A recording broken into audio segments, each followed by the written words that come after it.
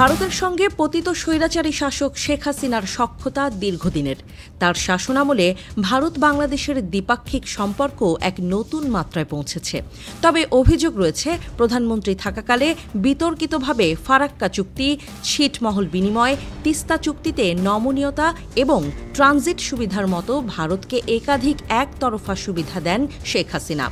বাংলাদেশের স্বার্থবিরোধী এসব সিদ্ধান্তের মাধ্যমে শেখ হাসিনা ভারতের কাছে আত্মসমর্পণমূলক নীতি অনুসরণ করছেন বলেও সমালোচনা করে বিরোধী দলগুলো। তবে এসবের তোয়াক্কা না করে ভারতপ্রীতি বজায় রেখেছেন শেখ হাসিনা। শেষ পর্যন্ত গত বছর ছাত্র জনতার গণ অভ্যুত্থানে প্রাণ বাঁচাতে ভারতেই আশ্রয় নেন হাসিনা।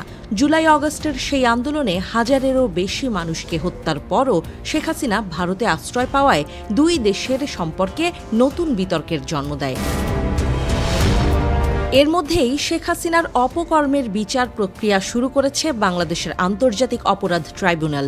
এরপর থেকে হাসিনাকে দেশে ফিরিয়ে এনে বিচার সম্পন্ন করতে বিভিন্ন মহলে বারবার দাবি উঠেছে। এসব দাবির মুখে হাসিনাকে ফিরিয়ে আনতে জোর চেষ্টা চালিয়ে যাচ্ছে অন্তর্বর্তীকালীন সরকার। তবে শেখ হাসিনাকে বাংলাদেশের কাছে ফিরিয়ে দেওয়ার বিষয়ে পরিষ্কার কোনো বার্তা দেয়নি ভারত। এমনকি শেখ হাসিনাকে ফিরিয়ে দেওয়ার কোনো পরিকল্পনা আপাতত নয়াদিল্লির নেই বলে জানিয়েছে ভারতীয় গণমাধ্যম এবিপি লাইভ।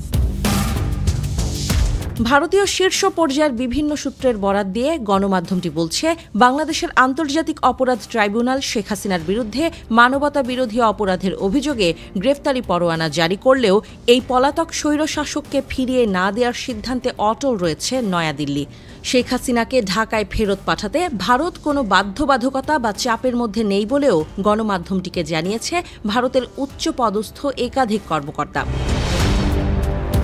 এদিকে বাংলাদেশে আওয়ামী লীগের যাবতীয় কর্মকাণ্ড নিষিদ্ধ ঘোষণা করায় শেখ হাসিনার ভবিষ্যৎ নিয়ে উদ্বেগের মধ্যে রয়েছে ভারত। এই পরিস্থিতিতে দ্রুত নির্বাচন দিতে বাংলাদেশের অন্তর্বর্তী সরকারের প্রতি আহ্বান জানিয়ে আসছে দেশটি। বাংলাদেশের অভ্যন্তরীণ বিষয় নিয়ে ভারতের এমন দাবিকে অযৌক্তিক বলে মন্তব্য করে আসছে অন্তর্বর্তী সরকার। তাই ভারত ও বাংলাদেশের দ্বিপাক্ষিক সম্পর্ক খারাপ থেকে আরও খারাপের দিকে যাচ্ছে। ভারতের প্রতি অন্তর্বর্তী সরকারের প্রধান উপদেষ্টা ডক্টর ইউনুসের মনোভাব নিয়ে কিছুটা হতাশা প্রকাশ করেছেন ভারত বাংলাদেশ বিষয়ক বিশেষজ্ঞ চন্দন নন্দী। এপিবি আনন্দকে তিনি বলেন, ডক্টর ইউনুস স্পষ্টভাবে একজন ভারত বিরোধী। নয়াদিল্লি যতই দ্রুত একটি সুষ্ঠু নির্বাচনের দাবি করুক না কেন, ভারতের সঙ্গে সংঘাতের পথেই চলছেন তিনি। এদিকে শেখ হাসিনা ভারতে পালিয়ে যাওয়ার পর বাংলাদেশ ও ভারতের মধ্যে সম্পর্ক একেবারে তলানিতে নেমেছে। দুই দেশের কূটনৈতিক সম্পর্ক অবনতির পাশাপাশি দ্বিপাক্ষিক বাণিজ্যও কমেছে। এছাড়াও সীমান্তে উত্তেজনার ঘটনা প্রায় প্রতিদিনের রুটিন হয়ে দাঁড়িয়েছে।